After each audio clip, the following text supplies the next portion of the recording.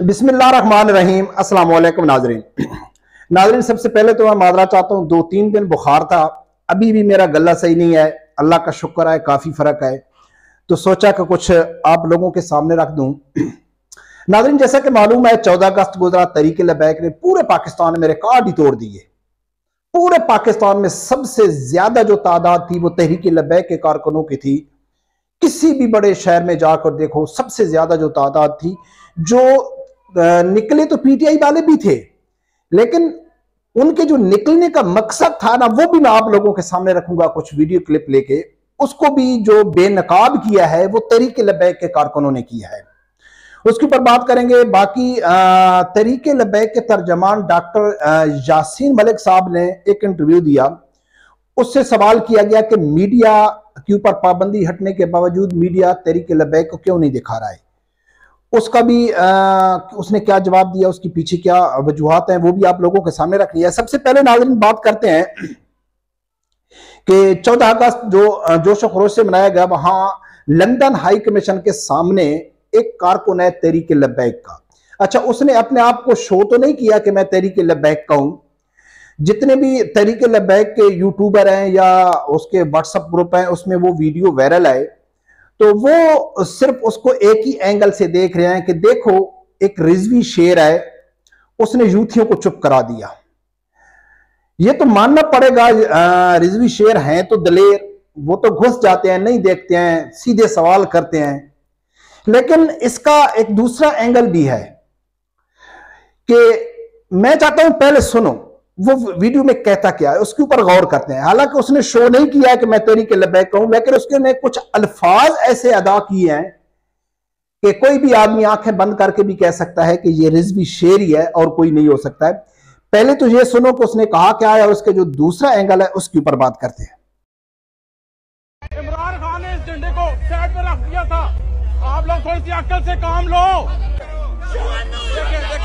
देखे कश्मीर का नाम लिया तो फौंकना शुरू हो गए। पाकिस्तान के मुहाफिज हैं, जो हम पाकिस्तान के वारिस हैं, वो हम इस वक्त पाकिस्तान एम्बेसी के अंदर खड़े होके जश्न मना रहे हैं। लेकिन जो पाकिस्तान के गद्दार हैं, जो पाकिस्तान को लूट के खाने वाले हैं, जो तोशा खाना केस में अंदर गए हुए हैं, वो लोग पाकिस्तान के खिलाफ बाहर खड़े हो। नाज़रीन, इस भाई का मुझे मालूम नहीं है, व्हाट्सएप ग्रुप के ऊपर शेयर है। इसकी सबसे बड़ी दलील जो है ना कि ये रिजवी शेर है, ये कहता है कि हम पाकिस्तान के वारिस हैं। कोई शक नहीं कि पाकिस्तान के वारिस जो है सिर्फ तहरीक लब्बैक वाले हैं, मजहबी लोग हैं, जिनका जीना मरना कारोबार इज्जत सब कुछ पाकिस्तान में है।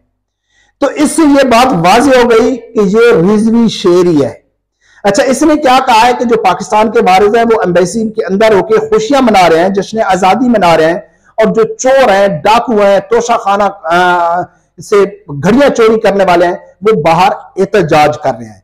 अब इसका दूसरा जो एंगल है, बहादुरी तो इसने दिखा दी, आप लोगों को मालूम है, बहादुरी तो उसने दिखा दी, लेकिन इसका दूसरा एंगल क्या है कि ओवरसीज जितने भी पीटीआई के हैं वो एहतजाज कर रहे हैं। 14 अगस्त वाले दिन एहतजाज कर रहे हैं, यानी कि अपनी असलियत दिखा रहे हैं, अपनी नीयत दिखा रहे हैं कि हमको पाकिस्तान से खुशी नहीं है, हमको 14 अगस्त, हम अभी तक आजाद नहीं है। लेकिन वही यूथिये पाकिस्तान में कहते हैं कि हम जश्न आजादी मना रहे थे और पुलिस ने हमको धर लिया और उनके ऊपर पाबंदी थी कि आप तहरीक इंसाफ का झंडा लेके नहीं आ सकते। तो इससे यह बात वाज़ेह है, वाज़ेह दलील है कि पाकिस्तान में ये जो जश्न आजादी का नाम ले रहे थे, ये धोखा कर रहे थे, ये फ्रॉड कर रहे थे, ये झूठी हैं, ये अंदर नफरत करते हैं पाकिस्तान से। ये सिर्फ पुलिस से बचने के लिए, अपने आप को मुहब्बे वतन शो करने के लिए, भाई हम भी पाकिस्तानी हैं, हम भी मुहब्बे वतन हैं, हम जश्न आजादी मना रहे थे, पुलिस हमको तंग करती है, रियासत हमको तंग करती है, हमको पकड़ती है।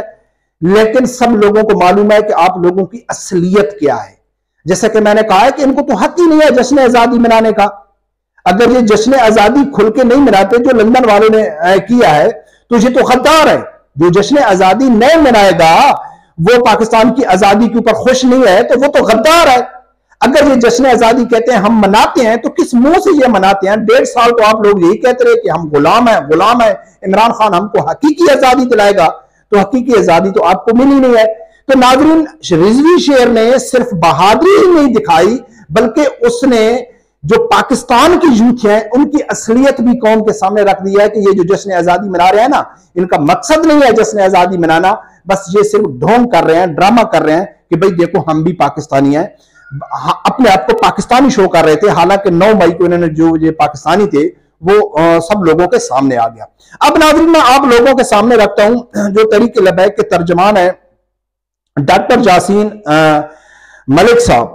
उसके इंटरव्यू के दौरान उससे सवाल किया गया कि मीडिया के ऊपर पाबंदी हटने के बावजूद भी मीडिया क्यों नहीं दिखाता है। वो वीडियो क्लिप भी मैं आप लोगों के सामने रखता हूं, लेकिन अगर आप लोग मेरी वीडियो कंटिन्यू सुनते हो तो जिस दिन पैमरा का यानी कि सुप्रीम कोर्ट का ऑर्डर था ना कि तहरीक लबैक के ऊपर पाबंदी हटाई जाए, नोटिफिकेशन जारी हुआ था, तो उस टाइम भी मैंने वीडियो बनाई थी। मैंने कहा था कि ये तहरीक लबैक को खुशी है लेकिन मामूली का है, कोई ज्यादा फर्क नहीं पड़ेगा। उसका रीजन भी मैंने बताया था कि जो मीडिया है ये बेसिकली खुद चाहता ही नहीं है कि तहरीक लबैक आगे आए।